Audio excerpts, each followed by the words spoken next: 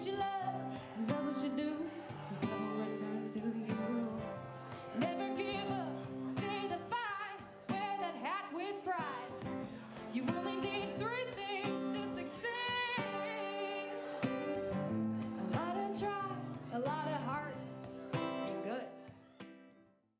Hey everybody, Mike Burkholder, Contra Costa today. Today I've got Mark Meuser with me, who had a pretty big week last week in a pretty successful court case that got national, actually both local and national attention.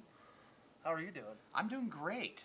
The case you're talking about is Yvette Felarca versus Troy Worden.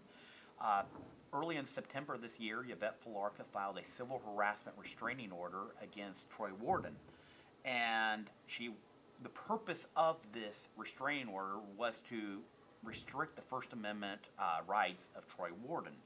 And what she did is, by filing the civil harassment restraining order, she got a temporary restraining order that kept Troy 100 yards away from her. So while Troy, the president of Berkeley College Republicans, would be at the University of Berkeley promoting his events, if Yvette Felarca came onto campus, and Yvette Felarca is the national organizer for an organization called By Any Means Necessary, which is a part of the Antifa groups, and if Yvette Felarca came onto campus in order to protest one of his events, Troy would have to leave. So Troy was restricted in what he could do in promoting the events as the Berkeley College Republicans because of this restraining order. And so we went to court. We thought we won. The court then, this last week, ordered that Yvette Felarca's civil harassment restraining order was not brought in good faith, and ordered Yvette Felarca to pay the attorney fees of Troy Worden. And so basically, you get a scenario where it's a frivolous lawsuit filed, and you essentially weaponize the court system? Yes, it was Yvette Felarca used by any means necessary to restrict the First Amendment rights of Troy Worden. So she was using the court, hoping that a Berkeley College Republican did not have the funds available to bring in attorneys like myself, the Dillon Law Group, Harmony Dillon, senior partner, bring us in to defend his rights. Because if there was nobody there to defend his rights, to review 135 videos, to interview 30 witnesses, if there was nobody there who understood the court system good in there and defend Troy Worden, then she would have been able to silence his speech and have reign on the Berkeley campus to promote her agenda without any counter argument. What's it been like since the judgment for you? It seems like every time I turn around, there's another reporter asking me a question. Yesterday we were trending on Fox News. We were one of the lead stories. It's just, every time I turn around, it's just been going crazy this last 5 days. That's good. That's good for you. Hey, we don't mind it, but I think there's some inside frustration about what Antifa has been doing, what happened in Charlottesville, and they liked seeing that the courts actually did something right for a change. I think that was one of the first comments that I saw when I put out your guys' press release was a judge that finally got something right. Would you agree with that? I've been around the court system enough. There's a lot of judges who do a lot of good stuff. There are plenty of examples that frustrate people. Fair enough. But this judge, throughout the whole entire process, he caught on very quickly just how frivolous the nature of this particular civil harassment restraining order. And the one sentence in the brief where he said, or in his order, where he said, there was no good faith grounds to bring this thing, and that was important to Troy. That was important to us, that the court actually got it, that this was so frivolous. Yep. So the other reason why I wanted to bring you on was you have another big mission ahead. You're running for California Secretary of State, and I guess the question for me is, do you just wake up one day and want to do that, or how'd that come about? Well, the Secretary of State is the chief election officer of the state of California. You are responsible for ensuring fair and free elections in the state. And no, I had no secret plans or agenda to run for California Secretary of State. But I had some attorney friends who came up to me and they said, Mark, you need to run for California Secretary of State. And I said, why would I do that? And they went through and showed me things like the 144% voter registration in Los Angeles. And as they showed injustice after injustice after injustice that was going on in our state, in our elections, that sense of injustice that caused me to fight for Troy Worden kicked up in me, and it's like, somebody has to do something. Correct. Just like I had to do something to defend Troy Worden's First Amendment rights, somebody had to step up and fight for Californians, had to fight for fair and free elections. We do not need special interests being able to use the votes of dead people, the votes of people who have moved, by bringing people in who will do anything for $1 to come in and vote more than one time. We live in America, one vote for one citizen. And we need to protect that. I mean, just 2 days ago, I was talking to somebody in Sacramento, and she had gone to the polls in November of 2016. And right above her name when she was signing the rolls was the name of her father-in-law. And she saw that he had voted. Her father-in-law has been dead for many years. Jeez. Somebody had come in and signed his name and voted for him. And she jokingly said, and he came all the way down here to vote, and he didn't even come over for dinner. I talked to somebody just a week ago in Los Angeles. They had, for 10 years, been trying to get their aunt removed from the voter rolls. And the register of voters will not remove them from the voter rolls because they have voted every single year or every single election for the last 10 years. They've been dead for over 10 years. A copy of a death certificate, and they will not remove them. So is that the county's issue or is that the state's issue? Because different counties are responsible for that area. under federal law Okay. and under California law, it is ultimately the responsibility of the Secretary of State. If the county is not doing their job of obeying federal and state election laws in cleaning up the voter rolls of those who are dead, those who have moved, duplicate entries, then it falls upon the Secretary of State to make sure it is done. Under the Help America Vote Act and a couple other acts like that, ultimately it is the Secretary of State's duty to maintain a statewide voter roll. And when they maintain a statewide voter roll, there's to make sure that if somebody moved from Los Angeles to Contra Costa County, that their voter registration in Los Angeles has been properly removed, and they're now registered in Contra Costa. Some counties are doing a really good job. Other counties are not doing a very good. Which counties would you say are doing a good job? From what I've been able to tell, Orange County is one of the best. Inyo County seems to be doing a pretty good job. Even here in Contra Costa, I have seen a lot of good stuff that's being done here in Contra Costa. You know, the three of the worst are Los Angeles, San Diego, and San Francisco, where most of the population is in this state. You know, Could Sanctuary City play into that? it shouldn't. It Okay. shouldn't. I don't know that it will or not, but we have an issue right now where, like in Alameda, somebody's wife died in the summer of 2016. He went into the Register of Voters, gave a copy of his voter registration, gave a copy of the death certificate of his wife. And in that October, his wife received an absentee ballot. It's bad government because that costs the taxpayers like $4 per voter. So there's a good government sense of just removing these people who have passed away. But how insensitive of the government is it Now this person just received his wife's voter registration, all the discussions that they've had about what candidate to vote for, all that comes flashing back in his head. Yep. That is just inconsiderate to the living spouse. It's not good government, and it creates the opportunity for fraud that is exercised by special interests in very close elections. So essentially, depending on the household, I guess, if you've got a spouse that's passed and somehow that absentee ballot's submitted, hey, I didn't turn it in. I don't know why it got turned in, type of thing. You never know. Well, Ventura County just recently actually got successfully prosecuted a man who voted for his dead son multiple times. I mean, there's a Mexican citizen.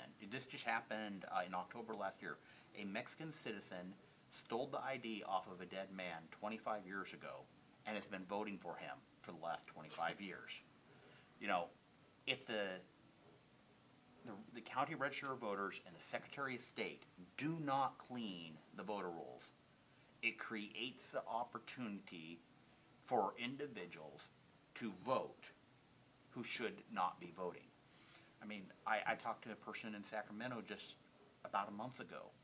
She works in a restaurant. There are a whole bunch of green card holders in the restaurant. Not illegal aliens, but green carders. But they're not allowed to vote. Sure. And there was about 20 of them there. And they were all bragging that they had cast votes. That's 20 people who are not authorized to cast ballots in the state of California who bragged that they had cast ballots. We need to clean up our voter rolls. So how do you do that? Well, it's called computers. Work? It's called databases. There's the National Social Security death record. We just need to compare it. The state of California allows us to use allows us to use private data to compare with our data. You use the United States Postal Service move address database. You can look at tax records. There are so many different databases available. We can look at the green card, Sure. green card database and compare it with our voter rolls. The fact that anybody in the state of California who got a driver's license who did not show proof of citizenship, all those people can easily come off. We have green transformer boxes in neighborhoods that have 4 registered voters to them. All we have to do is this an actual address? If it's not an actual address and there's somebody registered, there might be a problem with that registered voter. And the problem is, people like that are voting. I mean, here's an interesting fact. I think there's like over 10,000 people in the state of California who the state of California does not even know their birth date for this registered voter. And over 4,000 of those people voted. It means that when those people registered to vote, either they were illegals or they did not properly fill in the form to register to vote, but some government worker just went ahead and didn't bother checking and just made them a registered voter, sent them registered materials, and they voted. And that's 2016. I mean, in 2016, it's not like I'm talking about stuff that happened 50 years ago or 20 years ago. I'm talking about problems that have been going on in 2014 and 2016. By not having clear registration rolls, when you go into a voter poll, on the wall there is a list of all the people who have not yet voted because they cross off the people who voted. I can tell you, almost every week I hear a story about a busload of people who came into the poll and they all started looking at the wall, picking names, and going and saying, I'm John Smith, and they would sign the name and vote for John Smith. So what about the people that have already, that haven't voted, and they go in there and their name's already checked off? Well, Have you had those stories? Oh, I get those all the time. I like to talk about George in Temecula. He came, first time he voted in the state of California. He showed up at the polls, and somebody had already voted for him. He was allowed to vote provisionally, but the other person who came in before him signed his name and voted. That was already in the machine. That vote already counted. So you're basically canceling it out, or it's counting twice. No, your provisional ballot's not going to count because somebody already voted for that name. So There's just so many issues with, election integrity.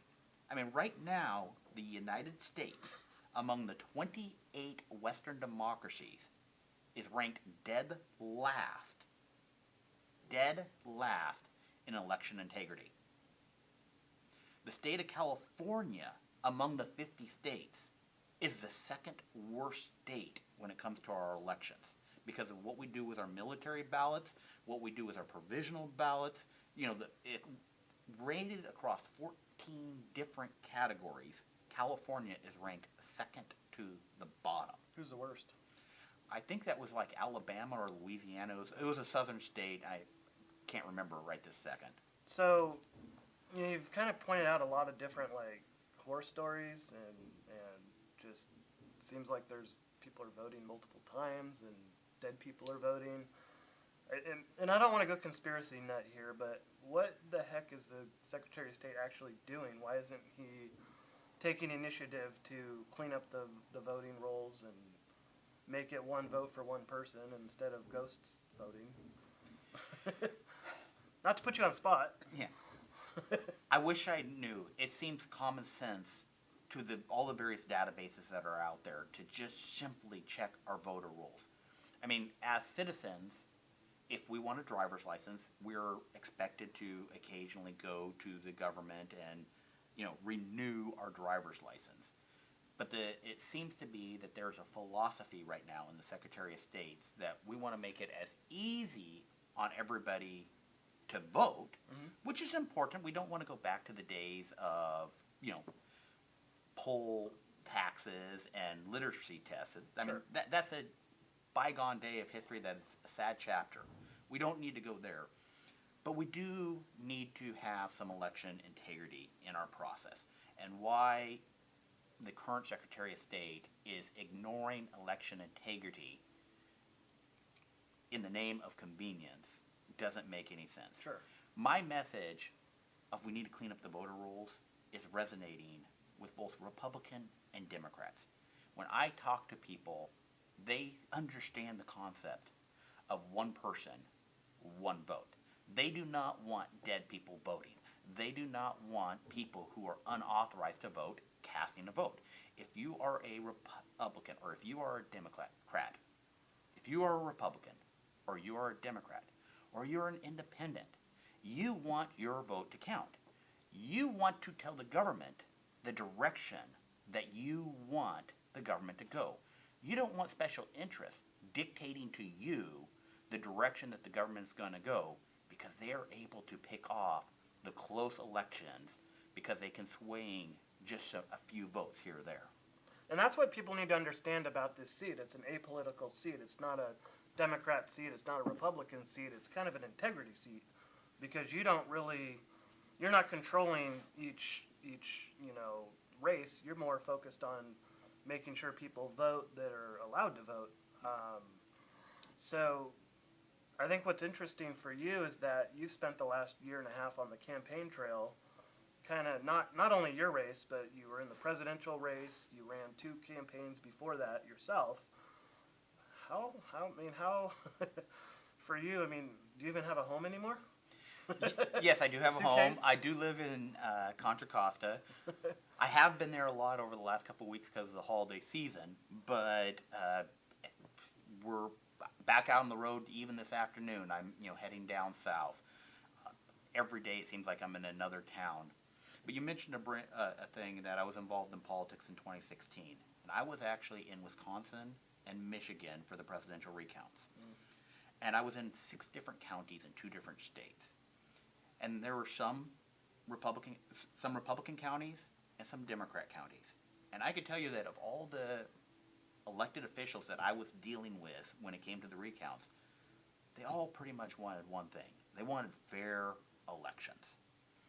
Now, I wasn't in the big cities. I wasn't in Detroit. I wasn't in Madison. Milwaukee. Okay. Milwaukee. I wasn't in Detroit. I wasn't in Milwaukee. And I heard a few horror stories that were going on there where there was some political stuff that was going on by those people. I was in some of the more rural areas. But I'd say as the vast majority of our election officials, most of our counties are not trying to politicize our vote. They just want to have fair and honest elections. Unfortunately, it appears that our current Secretary of State, the Register of Voters in Los Angeles County, are trying to do things by selectively enforcing the laws to protect their political party. And the Secretary of State should not be politicizing the Secretary of State's race. You should ensure fair and free elections. The Secretary of State should be registering businesses in a timely manner. We don't need 3 weeks to register a business in California where it takes 10 minutes over in Nevada. We just need to do our job. You know, you're right. It's not a partisan, it should not be a partisan office, but it's currently been turned into a partisan office. An example of that is the senatorial recall that's going down in Los Angeles and Orange County. They changed the rules midstream, and even though a judge told them not to, the Secretary of State continued to push it to ensure that the people of Los Angeles and Orange County lost their ability to recall an elected official in a timely manner. It is their right as a Californian to recall their elected officials, to keep them accountable. But they played every game possible to try to protect that 2/3 supermajority that they had. They did not want to lose a Democrat who basically said one thing on the campaign trail and then did another thing. And the people got upset, and they gathered signatures in a timely fashion, and the Secretary of State and the legislature just changed the rules midstream.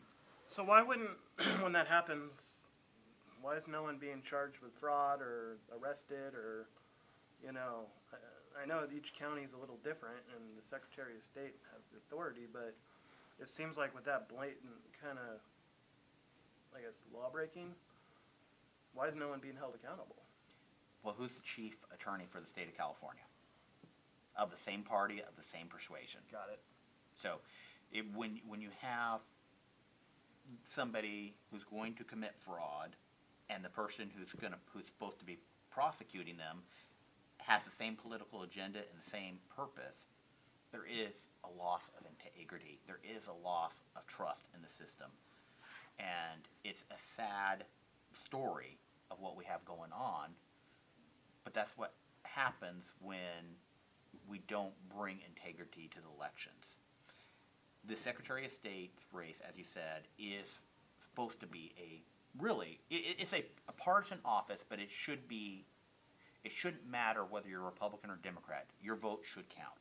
If you're entitled to vote, you should be allowed to cast your ballot. There shouldn't be any games. There shouldn't be partisan politics in how your vote is counted. Yeah, and see, and for me, it goes beyond Democrat Republican to where I'm now politically confused because both sides they're just not honest. I don't think. I think it's all about gaining seats, gaining money, fundraising. For me personally, I look for candidates with integrity because that's how they're going to vote. They're not going to just go with party lines just because.